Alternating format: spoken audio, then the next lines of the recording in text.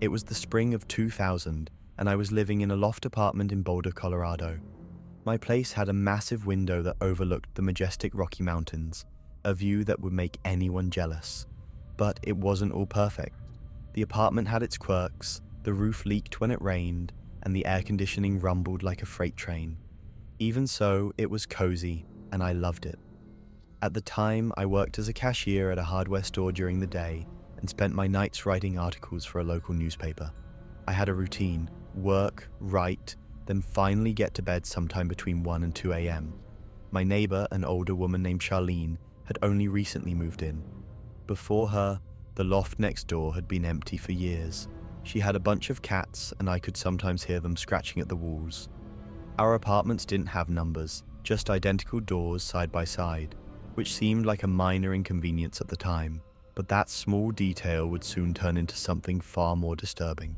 One night, while I was editing an article with Italian music playing softly in the background, I decided to refill my glass of wine. As I passed my front door, a strange impulse made me stop and look through the peephole. I wasn't expecting anyone, and it was late, but curiosity got the better of me. What I saw made my blood run cold. A man stood in front of my neighbor's door, fumbling with the doorknob. He was short, bald, and barefoot. His grey socks stood out starkly against the dark wooden floor. He wore a mustard-colored jacket and light jeans, and his gloved hands gripped the handle tightly as he twisted it, trying to force it open. My heart pounded. I had never seen this man before, and his behavior was unsettling. He didn't knock, he didn't call out. He just kept trying to open the door, as if he expected it to unlock on its own.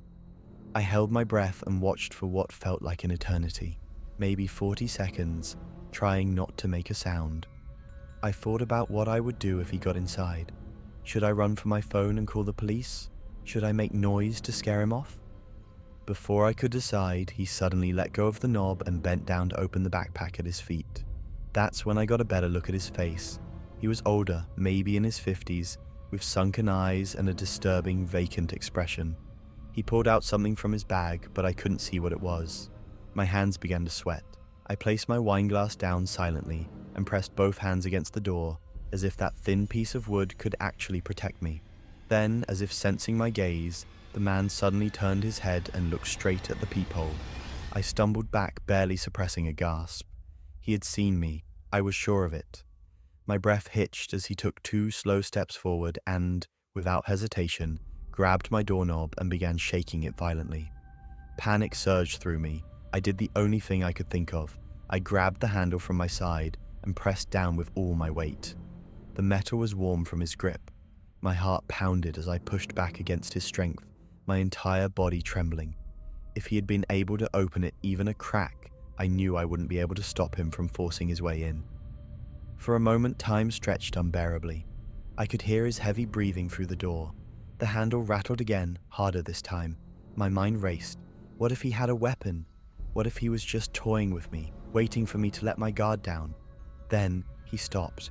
Silence. I dared to peek through the peephole again. He was still there, standing completely still. And then, in the dim hallway light, I saw something that made my stomach drop. He was smiling. Not a friendly smile, not even a smirk. It was a knowing, calculating grin that sent ice through my veins. Then he knocked. 3 soft, deliberate knocks. I froze. The sound was almost polite, but in the worst way, like he was playing a game. I didn't move. I didn't breathe. He muttered something under his breath, too quiet for me to make out, before slowly bending down, picking up his backpack and walking away. His socked feet made no noise as he disappeared down the stairs. I stayed frozen in place for nearly a minute before running to grab my phone. My hands shook as I dialed 911 and whispered to the operator, afraid that even speaking too loudly might somehow bring him back. The police assured me they were on their way. I cautiously approached the window and peeked outside. My stomach lurched. The man was standing on the sidewalk below, staring up at me. When he noticed me watching, he lifted a hand and waved. Then, without breaking eye contact, he turned and vanished into the shadows of an alleyway. By the time the police arrived, he was long gone. They searched the area and questioned my neighbor Charlene. To my shock, she told them she had already called them earlier that night because she had seen shadows moving under her door. And then she dropped a bombshell. Charlene was in the witness protection program. By dawn, 2 FBI agents arrived, packed up her belongings, and escorted her away. I never saw her or her cats again. The next day, I went to the police station to give a statement and help a forensic artist sketch the man's face. But I never heard any updates about the case. Nothing. It was as if he had disappeared into thin air. For years, I wondered whether he had been after Charlene. Maybe he had been sent to find her. Or maybe he was just a random predator, testing locked doors, looking for any opportunity. The fact that our apartments had no numbers probably confused him. Maybe, in the darkness, he had simply chosen the wrong door at first.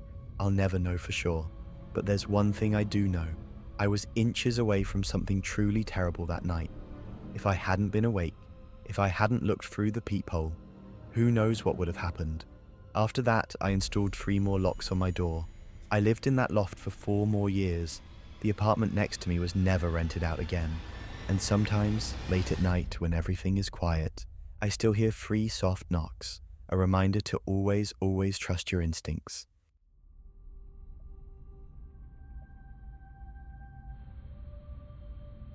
Some time ago, I came home after work to find my girlfriend sitting on the sofa, glowing with a strange energy on her face. When I asked her what was going on, she gave me the classic line, "We need to talk." In that moment, I knew things weren't right. She told me she was no longer happy in our relationship and thought we should take a break to see other people, as if that would help us decide whether we truly belonged together or not. Honestly, I didn't want to do that, but I loved her enough to respect her wishes. Although it hurt, I accepted. I hoped that giving her space would make her realize what we had, but a few weeks later, it was over. I found myself in the difficult situation of having to move out of the apartment we shared. It was officially hers, so I had no choice. In a hurry, I started looking for a place to stay. Because of the suddenness, I didn't take the time to find a decent place and ended up renting a small 1-bedroom apartment in a building that looked like a mix between a homeless shelter and a haunted house. But it was cheap and available immediately, and at the time, that was all that mattered. The landlord only asked for a month's rent in advance before handing me the keys. Going back to my parents' place wasn't an option. It felt like a step backward, so I opted for this little studio, thinking anything was better than that. I didn't argue with my ex about furniture. I only took my Xbox and smart TV, figuring I could survive. Shortly after moving in, I decided to introduce myself to my neighbor. I could hear loud music coming from his apartment, so I knocked. When he answered, I was surprised at how unfriendly he was. He was a young guy with a thick dark beard and a London accent. He barely opened the door, just enough for me to see him. I introduced myself, mentioning I'd just moved in across the hall, and said if he ever needed anything, he could let me know. He gave me a cold, nervous look in return. Something about him felt off, but I tried to ignore it. When he finally told me his name, Jesse, I had the distinct feeling he had just made it up on the spot. Still, I shrugged it off and moved on with my life. Weeks later, I was leaving for work when I saw another guy coming out of Jesse's apartment. Something about him felt off. I greeted him, and he responded carelessly. Curious, I asked if he was a friend of Jesse's or his roommate. The air suddenly grew tense. I could smell the strong scent of alcohol on his breath. Then, he said, "I'm Jesse." That was a lie. I could tell. But he repeated it again, claiming his name was Jesse Smite. Not wanting to cause trouble, I let it go and continued down the stairs, though the situation nagged at me. Over the following weeks, I saw different men coming in and out of Jesse's apartment at all hours. My suspicions grew. When the landlord came to collect the next month's rent, I casually mentioned my neighbor and asked who lived there. He scratched his head before answering. His name's Steven. Best tenant I've ever had. Pays on time. No noise complaints. No problems. That left me confused. I was about to mention the strange men coming in and out, but stopped myself. It wasn't my business. Even though it felt shady, I wasn't the type to get involved in things that didn't concern me. As long as it didn't affect me, I figured it was best to mind my own business. Then one night, I woke up to heavy footsteps on the stairs. Something in my gut told me it had to do with Jesse's apartment. Before I could fully process it, loud banging echoed through my door. "Police, open up or we'll break it down." My heart pounded so hard I could hear it in my ears. I was frozen in place. What the hell was going on? Why was the police at my apartment? A few moments of sheer panic passed before I forced myself to move. I ran to the door, unlocking it hesitantly. The moment I opened it, blinding light filled my vision. When I adjusted, I saw a group of officers armed and wearing tactical vests. Before I could react, one of them shoved me to the ground, handcuffing me as they shouted at me to stay still. I lay there, face pressed against the cold floor, when I heard an officer say they were trying to force open Jesse's door. The air was thick with tension. Another officer took out a tool to break the lock. Then, in a horrifying twist, an officer emerged from Jesse's apartment, dragging a girl out. She couldn't have been older than 17. She was covered in bruises, her hair disheveled and tangled. My world collapsed around me. I stared in shock before finally managing to speak. "Officer," but he cut me off. "Let me guess, you didn't know anything about this?" "I swear I didn't," I choked out, barely above a whisper. The officer, face cold and emotionless, replied, "Save it for the interview." Something inside me shattered. At the station, they questioned me relentlessly. The case was tied to a human trafficking ring, and I was horrified. I cried, pleading my innocence, swearing I had no idea what was going on, that I would never be involved in something like that. Eventually, they let me go.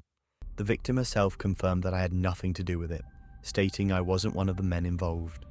That gave me relief, but it didn't erase the horror. I couldn't shake the guilt.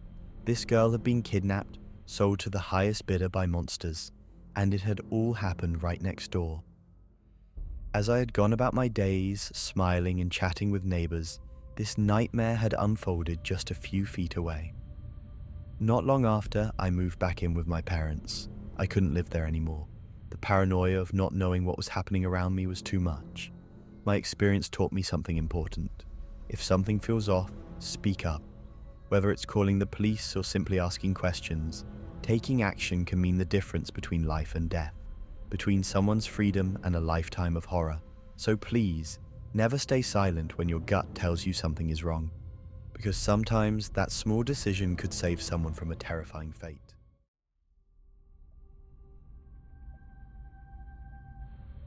It had been almost a year since I finished high school, and honestly, I didn't really want to go to university or join the army. So there I was, trapped in my boring hometown, mired in a fatal routine that seemed to be inherited. My days were spent between Xanax and a few drinks, and to be honest, I felt like I was doomed to repeat the family story. I knew it was time to escape, so I decided to sign up for a website about agricultural opportunities, something I found on the web. It was a program where you could work on farms in exchange for food and lodging. The destination I chose was a Hare Krishna community in the deep south of the United States.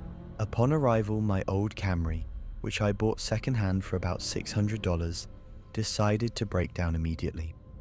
The nearest town was about 20 miles away, so there I was, stuck among a group of hipsters who made you want to scream. A third of the community were Indian immigrants, and there were some old people genuinely seeking a spiritual experience, but most seemed more focused on doing yoga and talking about their awakening while sitting in their patronizing bubble. I tried to stay out of it, but sometimes I was dragged into talks about crystals and energies. I was desperate for a more real conversation, and just at that moment I met a guy named Samuel. I had heard about him a few days earlier. People said he was lazy and a bit weird, that he spent hours locked up doing yoga in his room instead of helping out on the farm. However, one night he arrived completely late, saying he wanted to get more involved in agriculture. Samuel was a guy in his early 30s with the look of a Hasidic rabbi and curly loop sideburns. His way of speaking was like a cartoon character, always interrupting his sentences with and like. But overall, he was a good guy. We became friends quickly, maybe because we were the only ones from Texas in the community. We talked about high school teachers, popular places, and those things that made us who we were. We also talked about soccer, beers, and drugs. He had crazy plans. He even talked about using bombs and telepathy to fix his car that was stuck in the garage.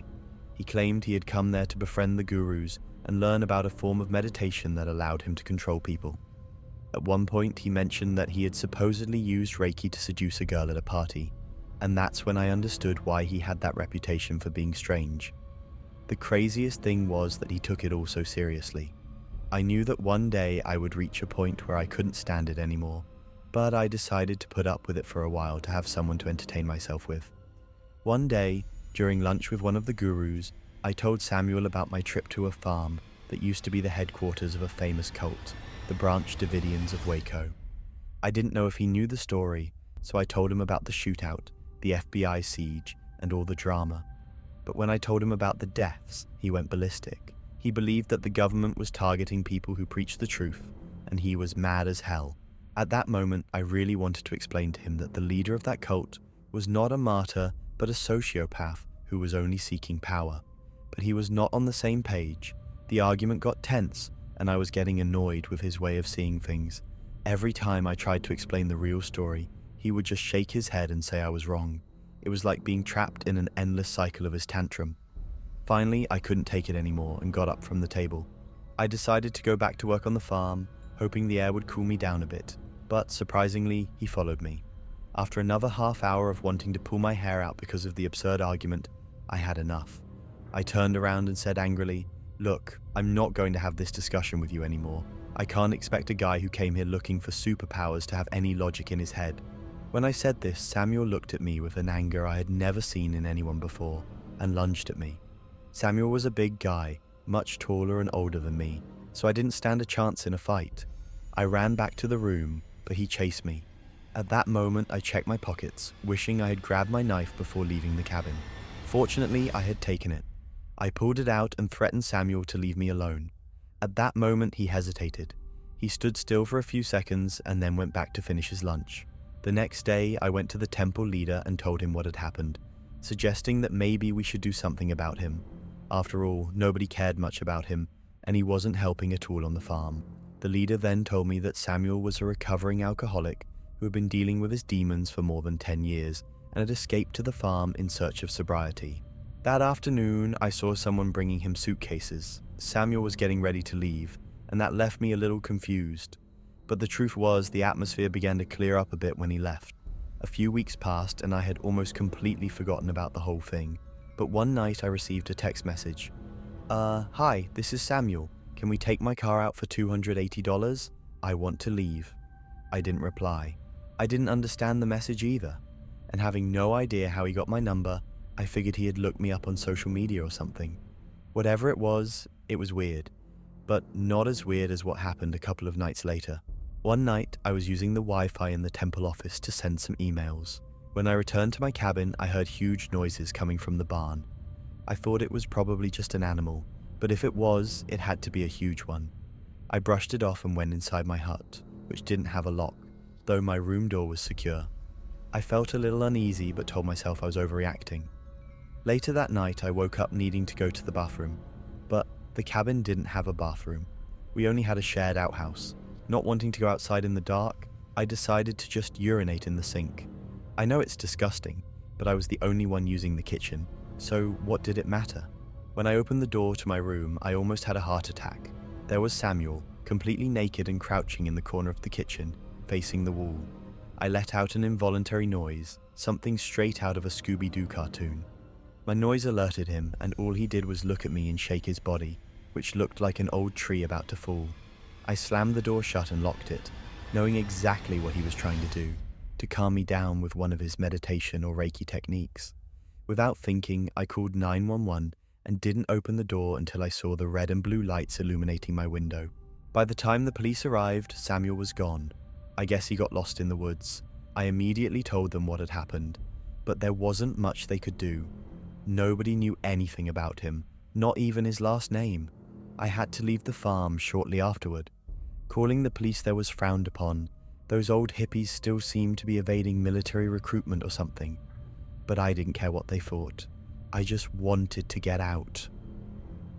Fortunately, I never heard from Samuel again, but it was certainly one of the most terrifying and bizarre experiences of my life.